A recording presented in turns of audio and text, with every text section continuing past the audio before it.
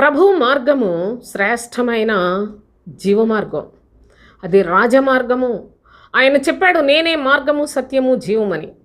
అనగా క్రీస్తును పోలి జీవించండి అని మనకు తెలియచేస్తే, ఈనాడు బోధకులు వంకర త్రోవలను చాలా కనుగొన్నారు సోదరులారా. వాళ్ళకై వాళ్ళే ప్రవేశపెట్టారు క్రైస్తవ్యంలో.